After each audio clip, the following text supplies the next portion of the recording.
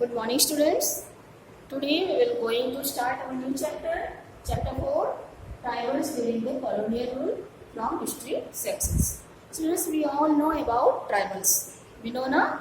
Today we will discuss about what is the situation of tribals during this colonial rule. जब विदेशी पश्चिम देश के जो रूलर्स हमारे यहाँ आए, उन्होंने हमारे पे रूल करना स्टार्ट किया. During that time, what is the situation of tribals? How they suffered during that period? So students, let's start our chapter and following topics we will discuss today about following topics. Let's start. Open your page number 33. Tribal people constitute about 8% of the nation's total population. देश के total population में participation कितना है tribal peoples का? 8%. The majority of tribal population lives in Jharkhand, Odisha, MP, Chhattisgarh, northeastern states, Telangana, and Andhra Pradesh. All of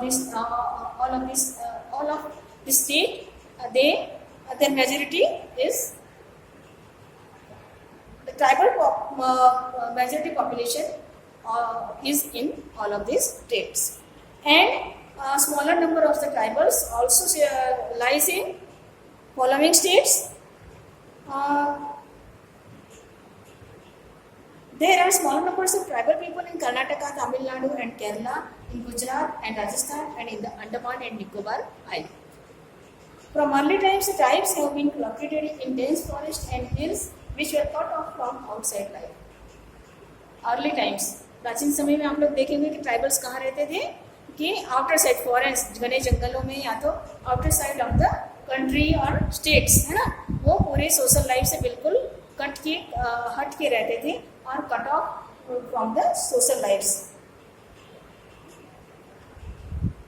They scarcely had any contact with the outside world as they were self-sustaining economies. Due to this, all of these tribal cultures were primitive in nature, yet they were content and resisted any interference in their life. वो क्यों cut off रहते थे? क्योंकि वो एक self sustain people होते थे, अपनी ही इकोनॉमी में मस्त रहते थे, अपनी ही कल्चर में वो उसको ही वो लोग प्रेफरेंस देते थे. बाकी किसी भी चीज़ का इंटरफेरेंस उन लोग को पसंद नहीं आता था. इसलिए almost most of the tribal peoples क्या होते थे? कट ऑफ रहते थे. वो डेंस फॉरेस्ट में, घने जंगलों में ही अपनी लाइफ को सर्वाइव करते थे. ट्राइबल सोसाइटीज कैसी होती थी? देखिए, A number of characteristics have been seen as establishing tribal identity.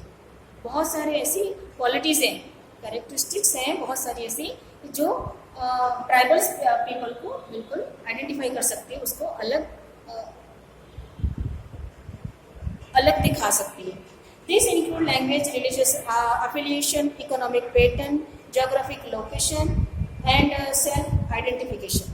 All of this is identification of the tribal peoples. Tribals often practice shifting cultivation, clearing a field by slash and burn methods.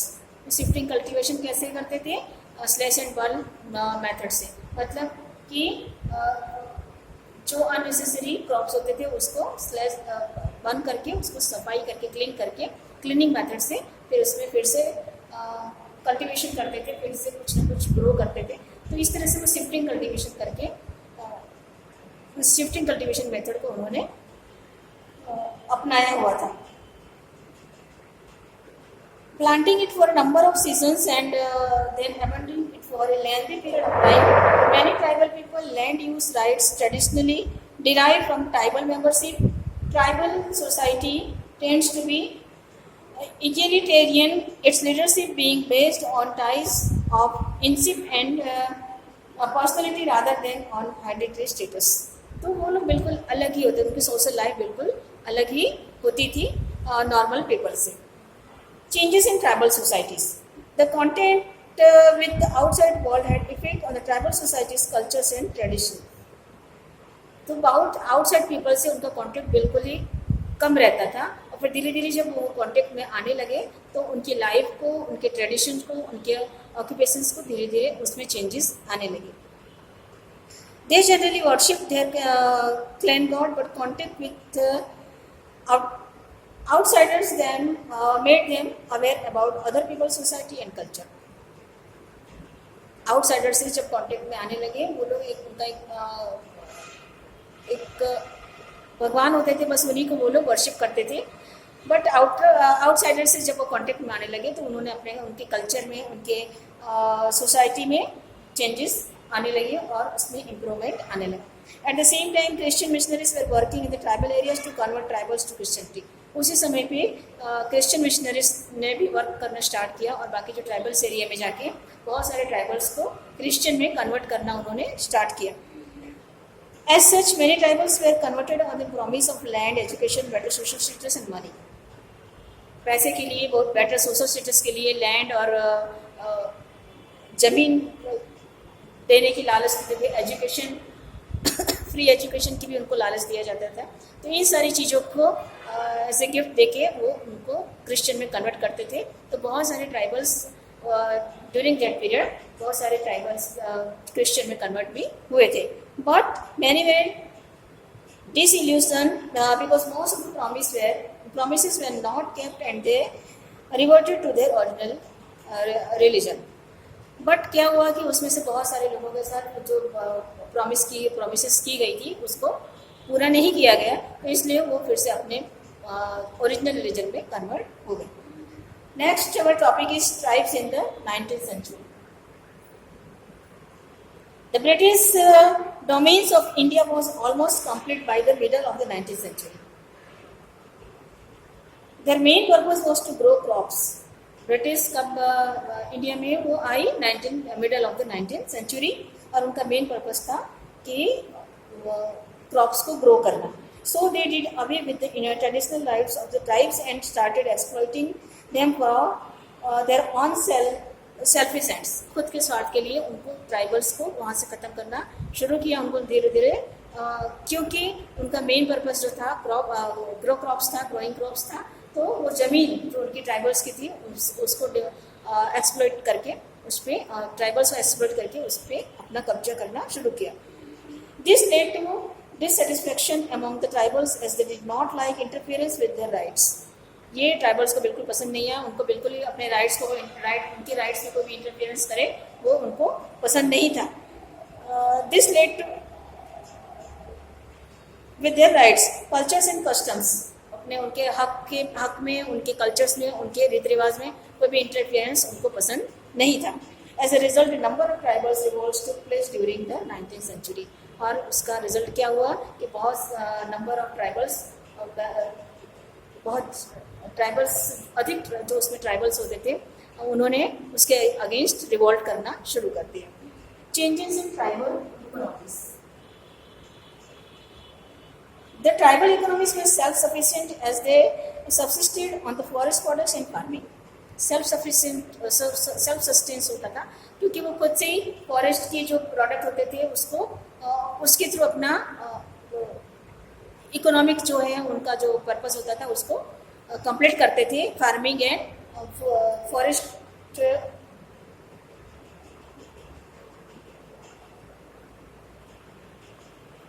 Product पे वो लोग depend रहते थे. However, interference by the British government restricted their rights in forest and land. But British government ने उसमें भी interference करके उनके राइट्स को छीन लिया. And hence they were compelled to look for other avenues for their livelihood. Their tenancy rights were taken away from them. They were reduced to the status of landless laborers who shelled crops. During those days, when due to environment factors crops failed and condition of the tribals aggravated. तो उनको अपनी ज़मीन पे उनको कुछ शर्तों के साथ खेती करनी पड़ती थी. और उस समय क्या हुआ कि एनवायरमेंट फैक्टर्स की वजह से उस समय खेती भी फेल हो गई, जिससे उनको बहुत ही बड़ा इफेक्शन, उससे बहुत ज़्यादा इफेक्टेड हुए tribal peoples. Lifestyle of tribal groups की लाइफस्टाइल क्या होती थी? The major tribal groups in India include Gonds, Santhals, Mundas, Oraons, Banjaras, Khasis, Bhils, भूतेन्स एंड द ग्रेट अंडमानिस. ये सारी जो ट्राइबल्स कैटेगरीज होती थी, tribals, all this tribal people have their own culture, traditions, language and lifestyle. तो सारी जो कैटेगरीज अलग होती थी, उन लोग की अलग अलग लाइफ स्टाइल, उनकी अलग कल्चर होता था, अलग लैंग्वेज होती थी और उनकी लाइफ स्टाइल भी अलग होती थी. In the 19th century, tribal people in different parts of the country were involved in the variety of activities. 19th century में ट्राइबल पीपल्स अलग कंट्री के डिफरेंट पार्ट्स में अलग अलग एक्टिविटीज़ करने लगे. प्रैक्टिस में शिफ्टिंग कल्टीवेशन को प्रैक्टिस में वो लोग किस तरह से लाए. Shifting cultivation is a form of agriculture in which the cultivated area is shifted regularly to allow soil properties to recover under conditions of natural stages of regrowth. In the shifting system, a minority of fields are in cultivation and a majority are in various stages of regrowth. Over time, fields are cultivated for a relatively short time and allowed to recover and followed for a relatively long time. Eventually, a previously cultivated field would be cleared of the natural vegetation and crops planted again. तो इस तरह से उनको shift करके जो पहले जो use किया रहता था फील्ड, उसको फिर से रीयूज़ करने के लिए उसको शिफ्ट करके उसको फिर से कल्टीवेट के लिए बनाया जाता था. An estimated population of 250 million people derived subsistence from the practice of shifting cultivation. Of this cultivation, many use the practice of slash and burn as one element of their farming cycle. Shifting cultivation के लिए slash and burn, जैसे कि मैंने पहले भी बताया कि slash and burn का जो टाइप्स ऑफ शिफ्टिंग कल्टीवेशन, तो इसको वो लोग ज़्यादा प्रेफर करते थे. इस मेथड के थ्रू वो लोग शिफ्टिंग कल्टीवेशन को फॉलो करते थे. The cultivators cut the tree tops to the allow sunlight to reach the ground and burn the vegetation on land.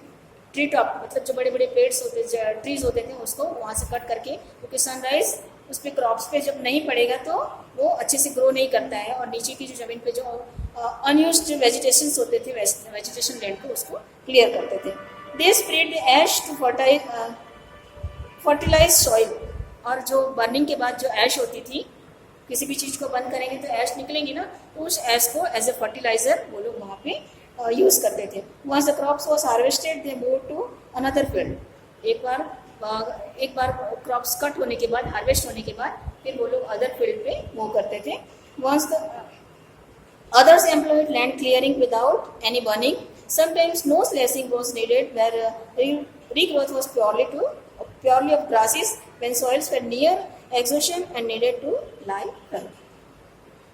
Shifting cultivation is still found in the hilly and forest tracts of northeast and central India. Shifting cultivation क्या ज़्यादा ज़रूरत है कहाँ पे? Central, north east and central India में उसकी ज़्यादा ज़रूरत है. जो हिली एरियाज होते हैं वहाँ पे शिफ्टिंग कल्टीवेशन की नीड ज़्यादा होती है. Hunting and gathering. Many tribals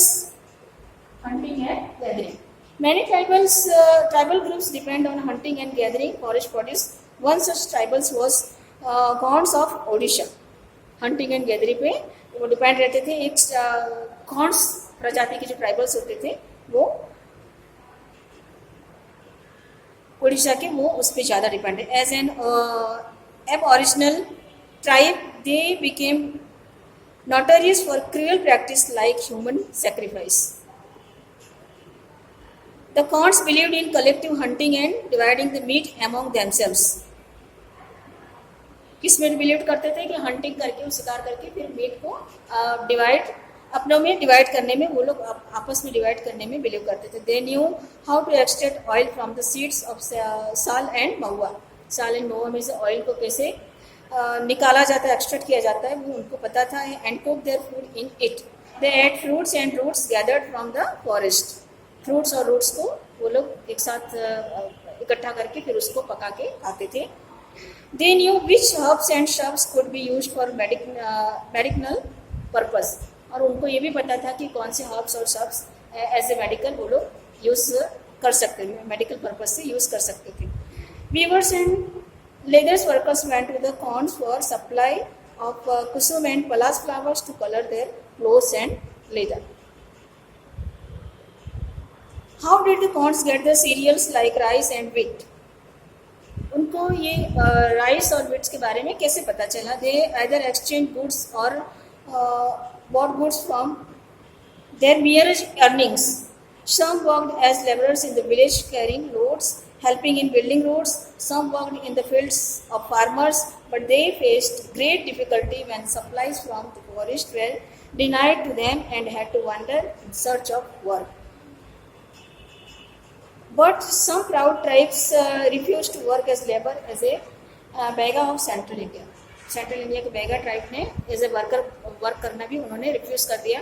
तो ये राइस एंड व्हीट उन लोगों को कैसे पता चला? क्योंकि वो लोग आउटसाइडर के साथ कांटेक्ट में आने लगे, फिर लोगों के यहाँ एज ए वर्कर काम कर रहे हैं, एज ए लेबर काम करने लगे. तो किसी के फील्ड में काम कर रहे हैं, किसी के रोड कंस्ट्रक्शन में काम कर रहे हैं. तो इस तरह से काम करते करते उनको नॉलेज इंक्रीज होता गया और धीरे धीरे उनको जो फॉरेस्ट के फूड और प्लांट्स गैदर करके वो लोग उसको कुक करके खाते थे, उसमें ये सारी चीज़ें भी वो लोग ग्रो करना वो सीखने लगे. The tribes now increasingly became dependent on traders and money lenders for their needs.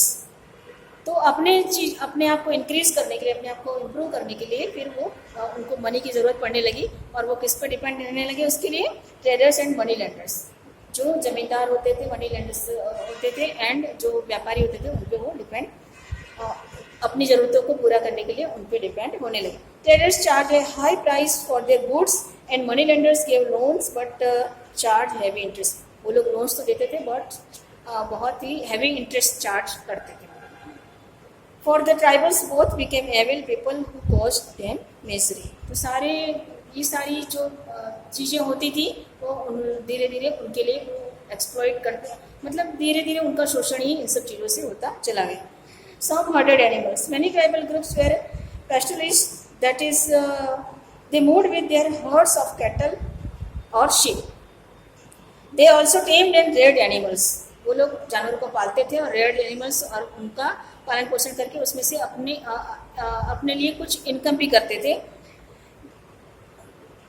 The Van Gujars of the Punjab hills and the Labadis of Andhra Pradesh were cattle herders. ये लोग cattle herders रहते थे. The Gaddis of Kullu were shepherds and Bakarwals of Kashmir rears goats. वो goats बकरियों को पालते थे और वो shepherds means sheeps and goats वगैरह को जो पालने वाले होते थे, जो ऑलमोस्ट शीप्स जो होते हैं उसको शेफर्ड्स कहते हैं ना. तो ये सारे जो प्रजातियाँ थी ट्राइबल्स की, जो वो इस तरह का रेयरिंग एंड कैटलिंग करती थी. Taking a settled cultivation. Before the 19th century, many tribal groups had begun settling down. Instead of moving from place to place, they cultivated their fields in one place. They used the plow and gradually inherited rights over the land they lived on. For example, in case the Mundas of